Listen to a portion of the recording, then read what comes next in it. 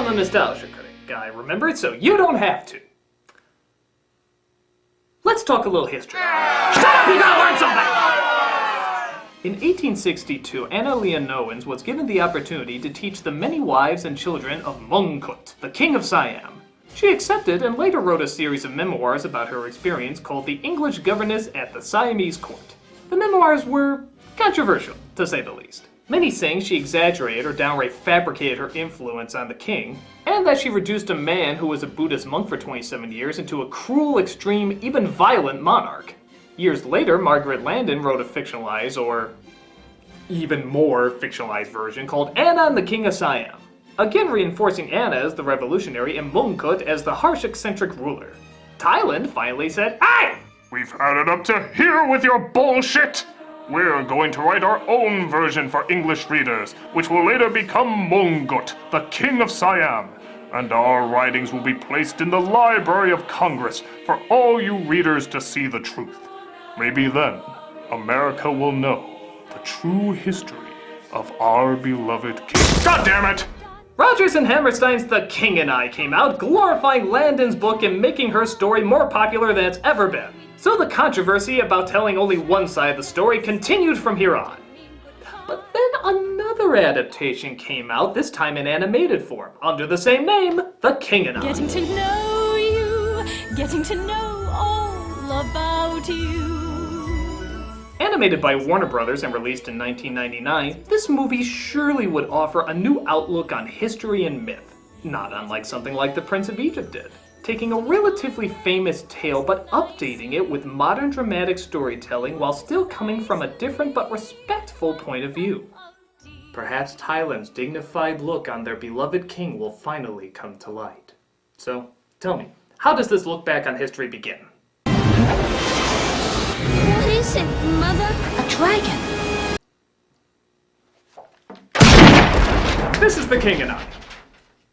Did I see that right? I mean, did I really see that right? A dragon? We're starting off The King and I with a fucking dragon? What band of bum idiots produced this cinematic idiocy? Oh, gee, now it makes sense!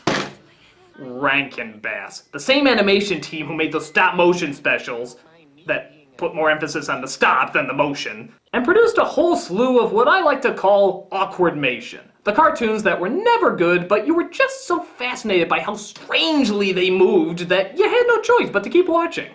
This film doesn't even have that distinction. It has good animation. To an extent.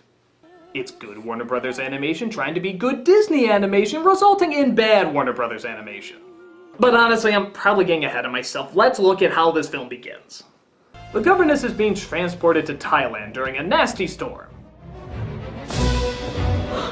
Clearly, she's already doing a bang-up duty of her job as her son is climbing the edge of the boat for his pet monkey. I'm sure she'll do great looking after those kids. I should have known it was your fault. Louis, are you all right? Mia, Mia on the wall. Who's the loosest adaptation of all? I'll use this English school teacher to help me dethrone the king. Actually, this is the Prime Minister Król. In the original film, he's a stone-faced traditionalist who believes in the old ways, trying to help the king run a good government but still keep true to his traditions. This one comes pretty close. Here he's an evil wizard who wants to dethrone the king by using his magic powers to take over all of Siam. Oh, and the Japanese didn't fire at hospitals. What? Upon hearing that the school teacher is arriving, he comes up with a plan so evil that it makes rats jump out of his shadow.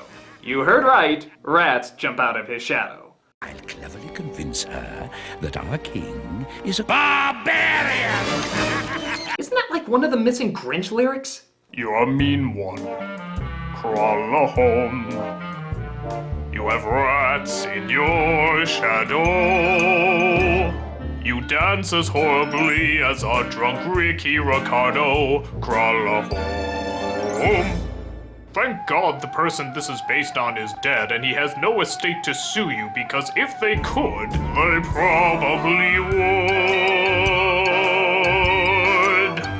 No, I don't get it. You're right, but you go explain to me now, huh? He also has a sidekick played by Daryl Hammond named Master Little. Why does he have a sidekick in this version? Because everybody has a funny little sidekick in this movie. In fact, we can probably just go ahead and start the funny little sidekick count. The monkey, most racist interpretation since Breakfast at Tiffany's. The dragon, okay, we won't count him. But yeah, I'd say let's address the white elephant in the room, but we don't need to. It's one of the funny little sidekicks coming up.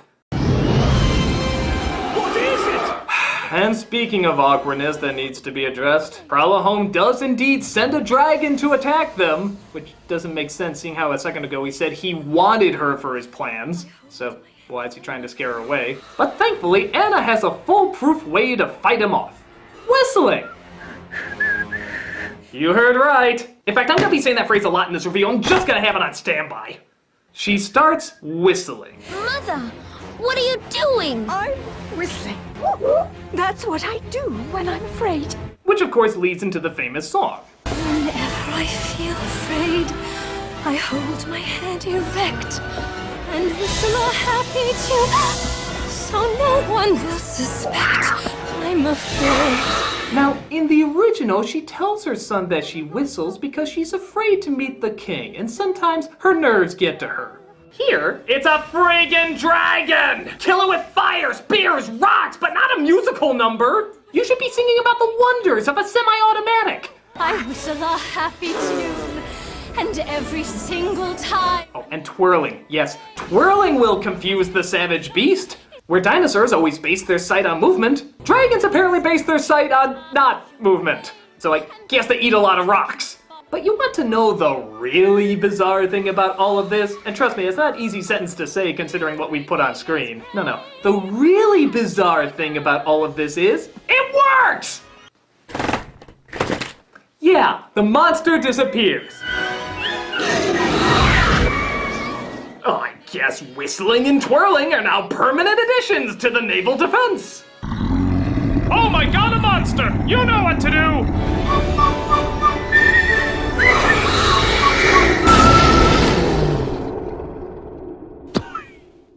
So they make it to Epcot, Thailand, where Anna is finally introduced to the king, his high-fiving panther, his penis's resume, their cuddly sidekicks, and of course, his possible multiple wives? Yeah, in the original there's no mistake, they're definitely his wives, but here they never clarify whether these are wives or servants. I guess either way it doesn't matter, as we can just assume he's putting his dick in them, but still, a little clarity would be nice.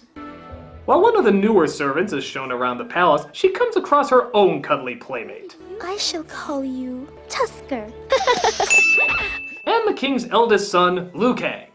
Tusker? Who are you? An object. Like rug given to king. Oh good, I'm glad you know that. You see, usually I have to talk to girls and treat them like individuals, but you seem to be ahead of the game. But Ty Jafar, it turns out, seems to have a new sinister plan. If the boy gets hurt, the king will be blamed. We going to mess him up. So, first it was make the king look like a barbarian to Anna, then it was scare Anna away with a dragon, now it's try to kill Anna's son? You're like a one-man political debate. You can't stay agreed on anything. You lack focus. Kralahome. You need some Adderall. Whoa. You'd have to be brave to face one of those. Darn it all. All right, you villain. Take this right now. So while most of the audience refills their popcorn because clearly they know the next 2 minutes is nothing but this, Shang Tsung decides to write a letter to the British fleet to make it look like the king is treating Anna horribly.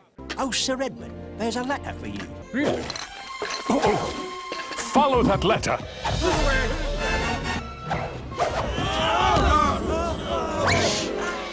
12 trees died to give you that scene, folks. Was it worth it? Where to? Siam.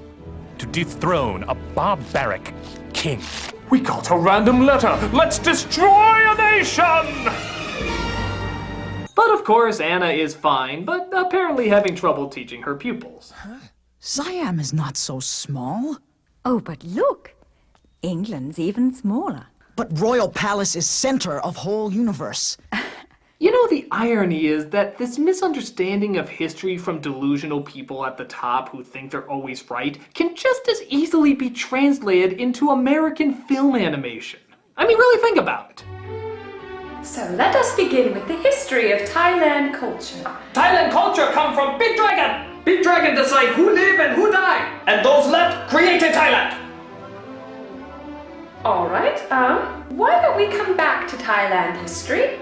Let's instead look at American history. Ah, American history. John Smith saved my full-grown Indian princess. They have romance and talk to a singing tree. Alright, we'll come back to that too. What do you know about Russian history? Rasputin Yes? was an evil wizard with a talking bat who cast spells on another pretty princess. Pretty princesses make up most of world history.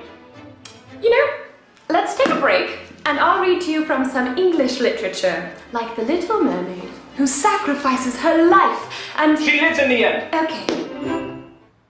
It's a very ancient saying, but a true and honest thought. So this leads to the musical's most famous song, and coincidentally, the most annoying. Getting to know you, putting it my way, but nicely. You are precisely my cup of tea. Thank God once again the focus isn't on the interaction of the characters or their relationships, but rather an excuse to have the comic relief distract us with their rushed dumbass humor. Getting to know you, putting it my way, but nicely. This serves especially humorous here as the song is entitled Getting to Know You, and yet by paying more attention to the dragons, animals, and comedic antics, I don't know anything about these people! It's like everything that should be in the foreground is in the background, and everything that should be in the background is in the foreground. I mean, it's like people focusing more on the color of the wall than the person actually in front of it.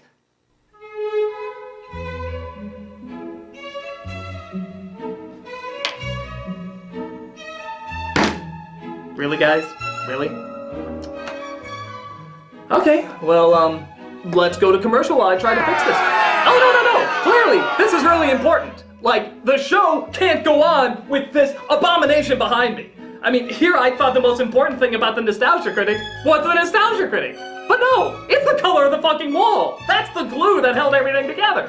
So, I'll be right back. We're gonna go to commercial. No, it's too important. We're gonna go commercial while I try to fix this atrocity back here. Oh God, what was I thinking? White!